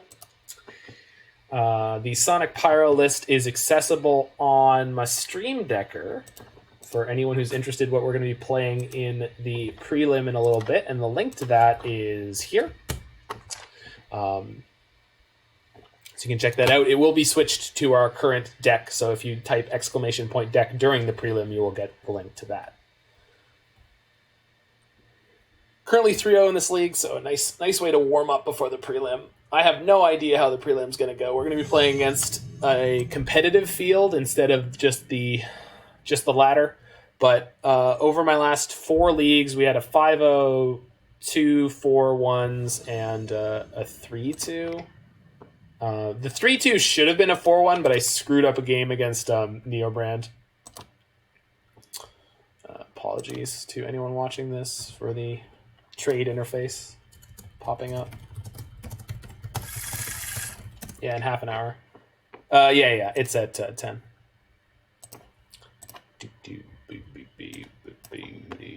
If anyone really thinks I shouldn't play Magus of the Moon as my second sideboard card, I'm willing to listen to arguments, but for now I'm going to rock with it. Is this hand good enough? Yeah, this is fine.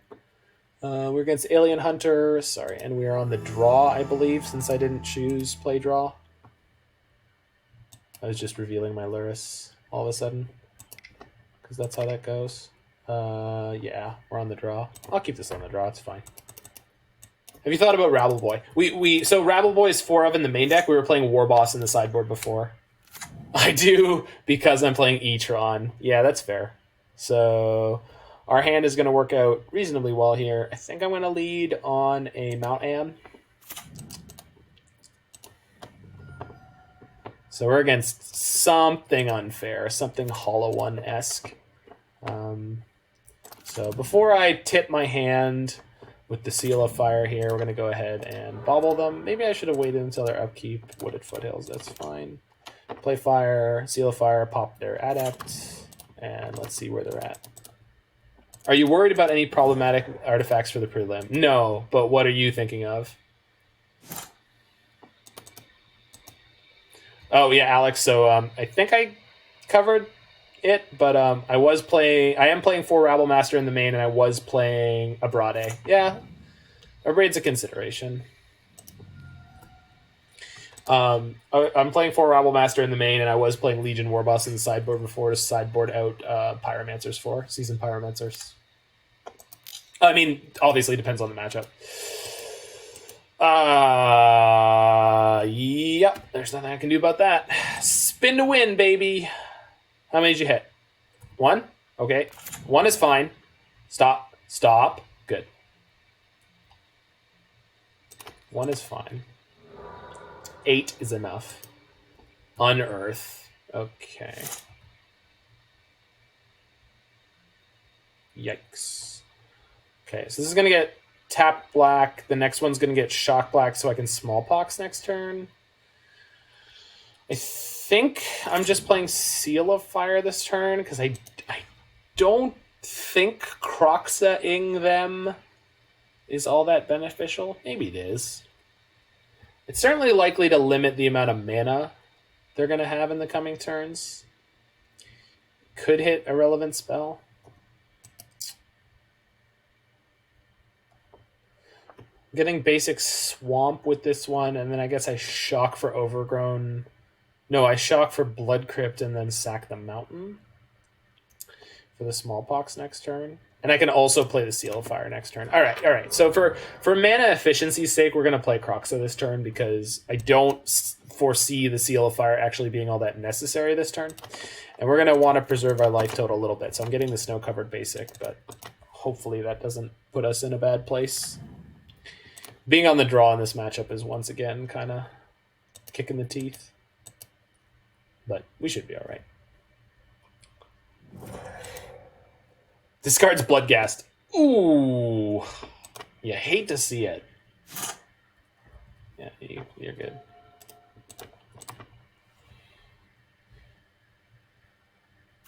Yep. So our Smallpox now won't kill their Hollow One. Oh, no, we can Seal of Fire plus Smallpox, as long as they don't play any more creatures. Unearth. Well, that's how she goes. All right. Pretty dead here.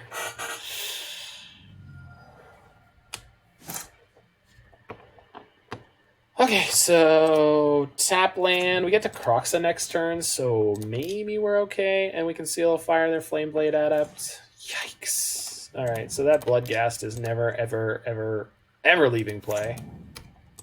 But hopefully the brick wall of Kroxa can help us out next turn.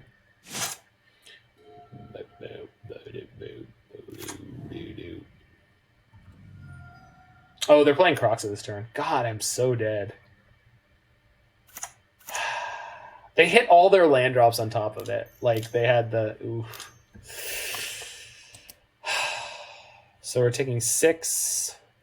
I'm discarding this Kroxa because I don't need that against them.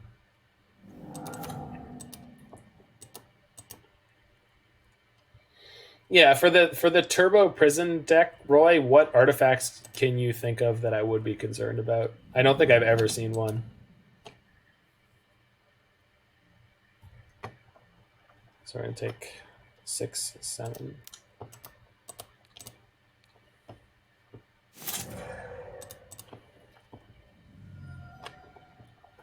We'll get Overgrown Tomb on this one since it's coming into play tapped anyway. Not looking great. Yeah, I agree. This one's we're definitely in trouble on this one. Unearth, not useful. So we've got a fetch shock for a Kroxa, then we take the damage. Yeah, we're just done here. They came out of the gates a little too quickly, and their deck is pretty singularly great at dismantling us because they don't really care about most of our removal or discard. So this is a really silly one to try to sideboard for. We've just got one more Nihil Spellbomb, so our sideboard is really not set up for this. I think we want to keep the Smallpox. Cindervines can kill a Hollow One, so can Pillage. So those are both kind of relevant. I think we're supposed to keep the Fatal Pushes. I think all the discard could go out, if only because it's a terrible top deck. Although I guess Crack the Earth is also really bad.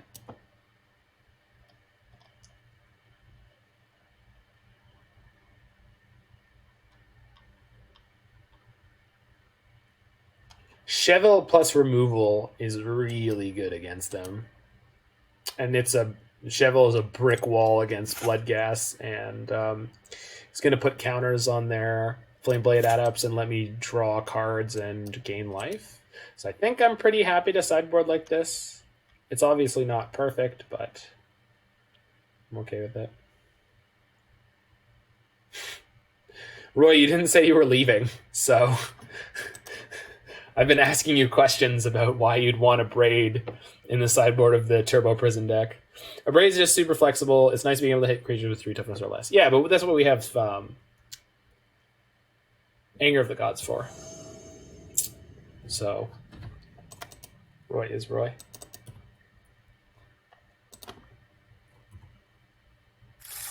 Are you talking about that card, Roy? You know the one.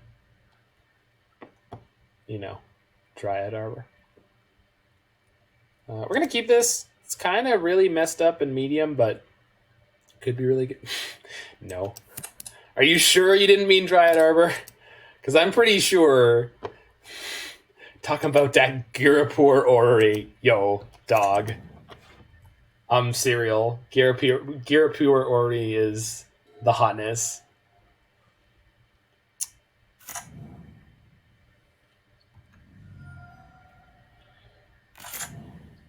Don't play anything. Stop it.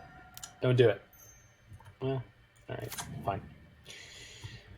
Okay, so this turn I can play EE on 1, EE on 0, Crack the Earth, which is kind of sick.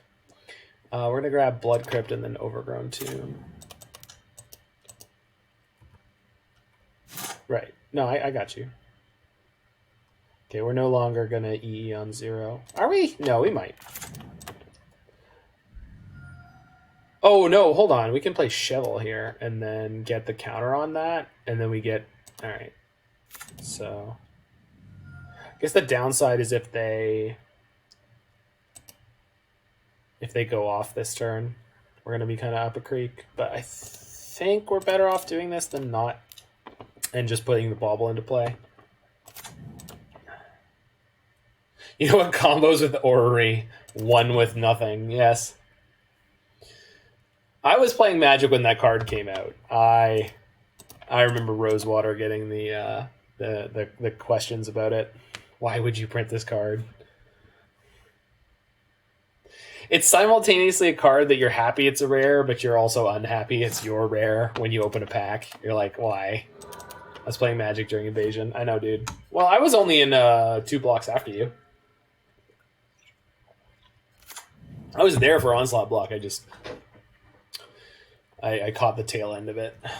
I was literally there for the transition from the old border to the new border. Like, that was like within the first 6 months of my playing, which was pretty insane. Stopped playing in Darksteel. Oh, you screwed up, dog. Darksteel was nuts. Darksteel hype. I love that it wants me to try to block with Chevill. I am not allowed to do that game. It's not a legal play. All right. I'm going to put it on the thing that I am slightly more likely to be able to kill, but also doesn't come back over and over and over again. Okay, so I don't want to play Smallpox yet. EE on 0, Crack the Earth, Kroxa is kind of cool.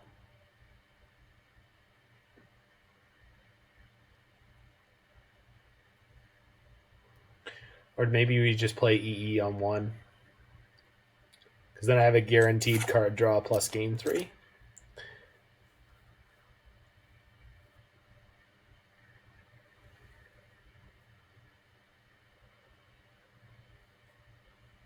Maybe I should have put the counter on Bloodghast because they're more likely to sacrifice it to Crack the Earth, and this incentivizes them not to. Yeah. Either way. Alright, let's play EE on 1. And then just pass? Yeah, that seems alright.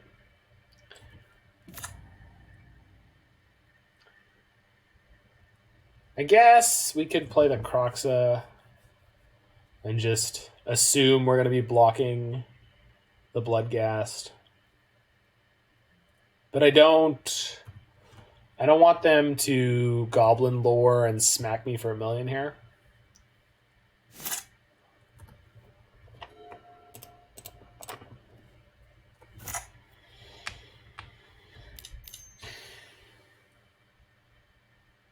Yeah, that's fine. Triggers.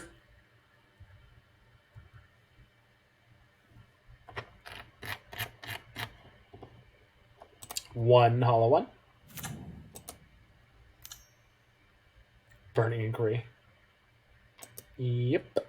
Alright. Kroxa discard. Discard Kroxa. Discard Kroxa. He did not discard Kroxa. Did we? No, we didn't. Okay. They've got 1 Flamewake Phoenix. No, they've got 2. Okay.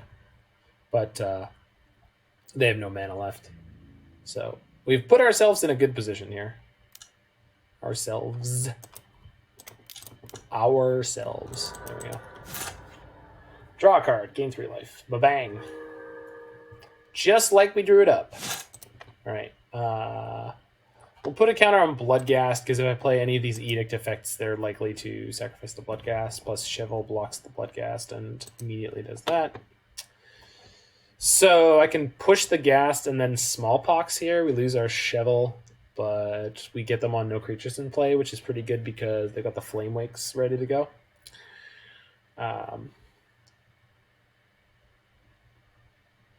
Trying to prepare for my first big tournament tomorrow with Team Rosa. Finding the sideboarding very complicated. Do you have any tips or guide for it? Hold on. Let me try to sort through this game, and I would love to get to that question as in depth as I possibly can. Okay.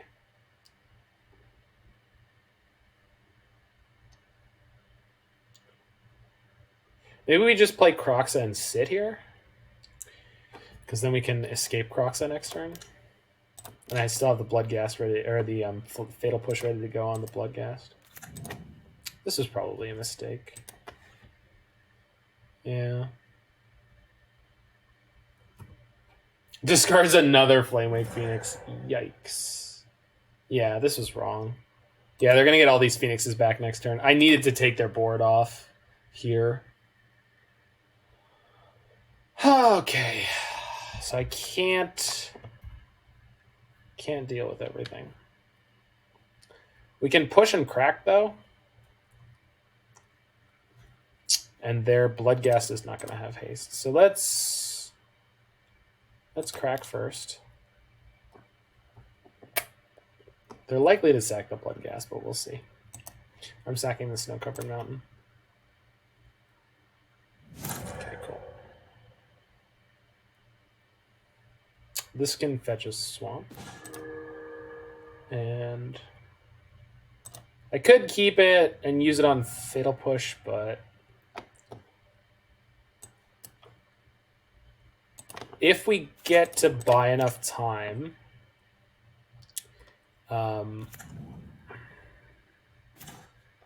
we might be able to get to Lurrus, EE, and then EE on 3 to wipe out their Flamewake Phoenixes.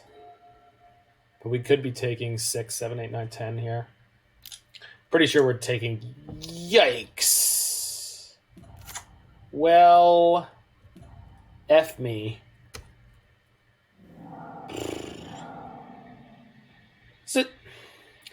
It's kind of a weird, like, damned if you do, damned if you don't situation here. Because we're going to get to put a counter on Hollow One, attack the Ashiok, Smallpox, get their Hollow One, draw a card. And they're going to have no creatures in play. They didn't play land, so if we top deck a Nihil Spellbomb here somewhere, we're going to be in really good shape. Oh, you can Chevill a Planeswalker. That's, yeah. Things I don't know because I haven't really read this card thoroughly enough. Yeah. Man, this sucks. All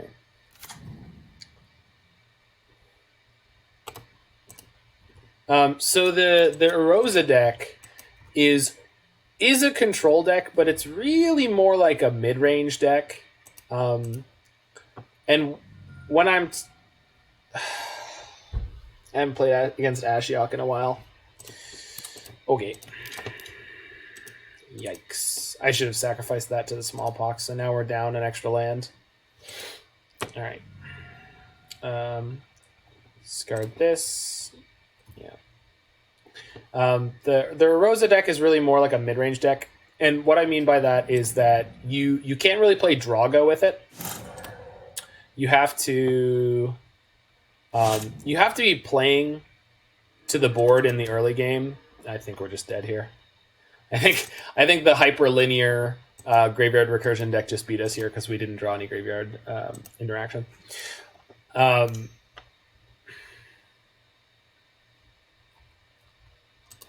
gets my Fatal Push. That's fine. Sure, we're not necessarily done yet. Sure. I mean, they're going to mill us into oblivion, but...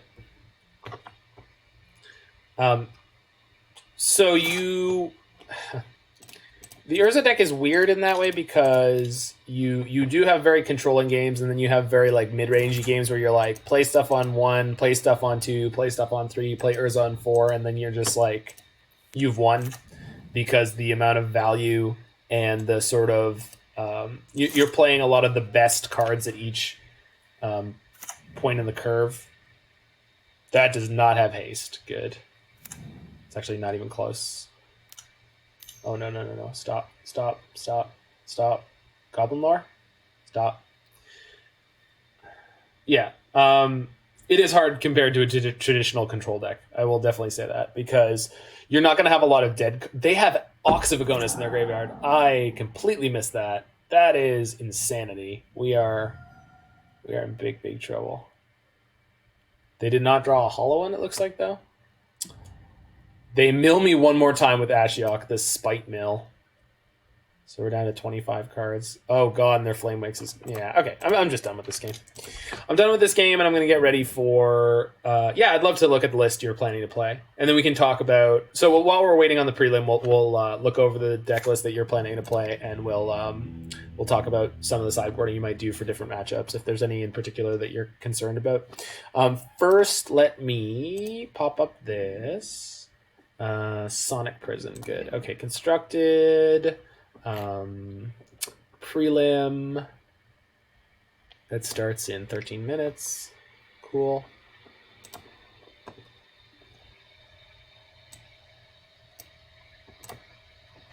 No, not that. This one. Nope, that one. There we go.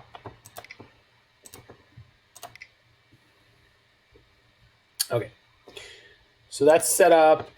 Before we do that, so wrap up on Wambo Combo's Jund Crack the Earth deck. I mean, we 3-0'd and then we lost that one there against the Hollow One deck. Hollow One is obviously going to be a little tricky for this deck because our Fatal Pushes and our Seal of Fires kill their creatures that they just recur. So the Hollow Ones are a bit of a beast in game one. It's possible for us to get ahead of them with the Kroxa, but as those games demonstrated, it's going to be pretty tricky. And then we're not really equipped with like hard-hitting graveyard hate here. I would also venture a guess that if we were to run into Dredge, we would have a problem with this deck. So FYI, if you are planning on playing this deck and things like Dredge start becoming more prevalent, maybe pack some more graveyard hate. This is a reasonably well set up deck, but the metagame is heavily in flux right now. So while this does have a nice proactive game plan, you could see in the first 3 matches there how reasonable it was. Like we even beat Tron, which was pretty impressive for this deck because there's very little clock in here, but we were able to crack the earth and pillage and all sorts of things like that. Same with Chad Nauseum, Glad Nauseum, Fad Nauseum. Fad Nauseum is a good name for it right now. Not because it's a bad deck, just because it's more popular than it's been in a long time because it was reasonably good in the companion meta. Anyway, so we are moving on to the Modern Prelim in a minute. I'm going to throw us on the idle screen for a minute, put on some tunes, and then we're going to talk about Pensewer's Urza deck while we're waiting for the prelim to start. I'm going to throw on some tunes and grab some more coffee. Time for chili. I like the sound of that.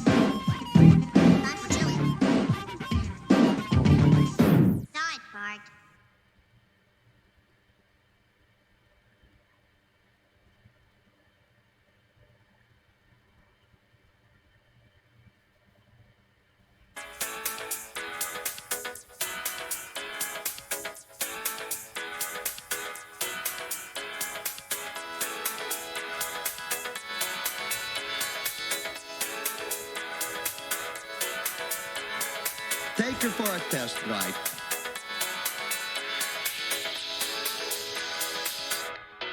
And you'll agree. Задние верным злотых ген.